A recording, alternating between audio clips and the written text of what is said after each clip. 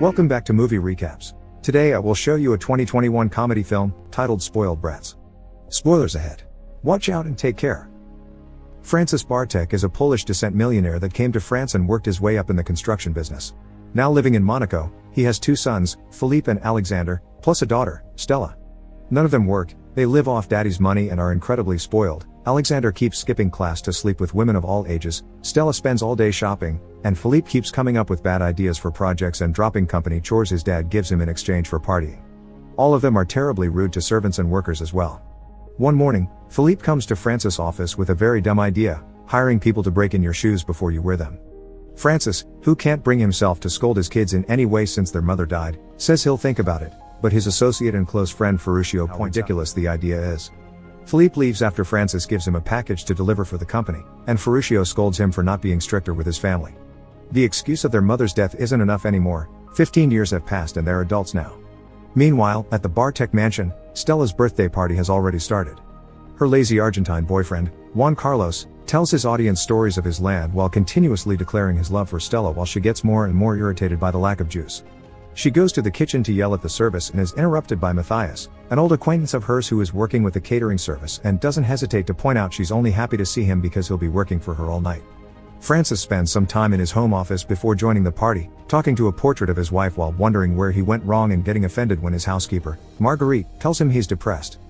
He finally leaves the room when he hears some ruckus outside and finds Carlos destroying an expensive bottle of vintage champagne when trying by throwing a golf ball at it. Obviously he's failed, but instead of accepting the responsibility, he blames the waiter holding the bottle for moving. Afterward, he and Stella request to talk to him in private, so he takes them back to his office and listens to them while cleaning his shotgun. Francis obviously doesn't approve of Carlos and he lets them know this when he hears he wants to get married to Stella, also pointing out that Carlos will be using Francis' money instead of what he supposedly has in Argentina. Stella gets angry and reminds Francis he's always been an absent dad, so this isn't her asking for permission to get married, she's just letting him know before the couple storms out of the room to keep on partying.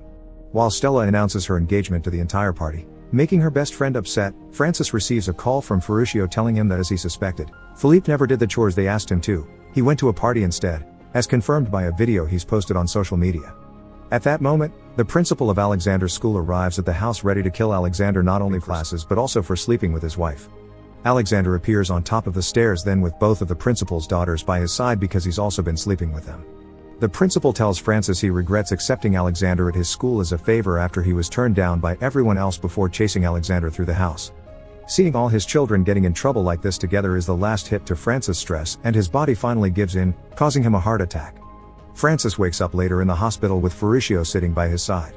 His children arrive as well, but instead of being considerate, they start arguing among themselves about dumb things, causing the heart monitor to show how Francis' heart is starting to beat faster under the stress again. Ferruccio kicks them all out before asking Francis if he thinks his wife would be proud of them.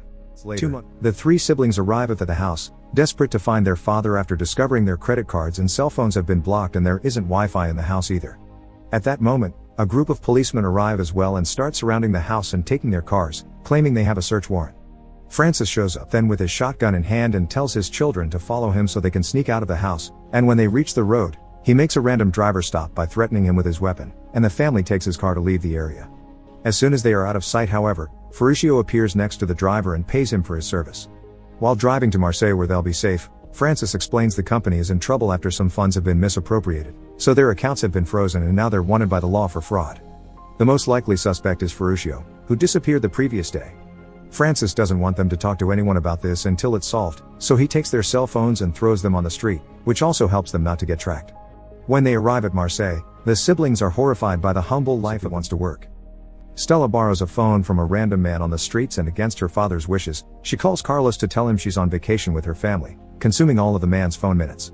Philippe goes to see a friend of his that has always supported his ideas to ask him for some money to finance them, but his friend finally admits he thinks his ideas are dumb and he just played along to have something funny to talk about while partying. Some hours later, both Alexander and Philippe return home without a job, and the same happens with Stella, although she carries some expensive clothes bags with her. It turns out she got some money by selling Philippe's watch, but instead of buying food, she's gone shopping. The siblings start arguing and as revenge, Philippe pours soap all over her new clothes. They're interrupted by the sudden arrival of Marguerite and Matthias, who Stella called earlier. She's brought them some towels and clothes, and Matthias tells Stella she can come over to the restaurant he works at for an interview.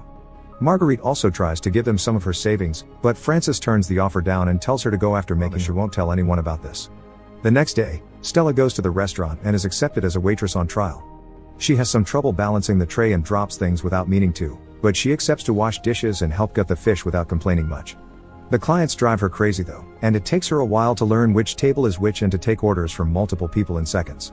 Meanwhile, Philippe goes to a job agency. The clerk is shocked to hear he has no experience or qualifications yet asks for a senior management position with a rather high salary and a company car, all paid off the books because he's in trouble with the police. After convincing him to lower his salary expectations, the clerk gets him a job as a bike taxi driver, which is rather difficult for him to pull off because of his weight. Since he's so slow on the bike, all of his clients end up being snatched by his rival driver Malik. Ferruccio secretly visits Francis and brings him some expensive lobsters, which Francis at first doesn't want to touch not to be unfair to his children, but eventually he gives in and enjoys the feast. When Francis mentions he'll be keeping himself busy fixing the house, Ferruccio wonders if he truly is doing this only for the sake of the siblings. Suddenly, they can hear some noises coming from the house and they grab the shotgun to investigate, only to find that Alexander, instead of going job hunting, stayed in and slept all day. Francis quickly sends Ferruccio away and tries to clean the dishes before his son sees them, but it's too late. Alexander finds him and recognizes the lobster shell.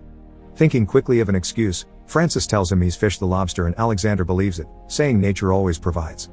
At the end of the day, Philippe and Stella bring some money home, which Francis divides into food money and fixing the house money.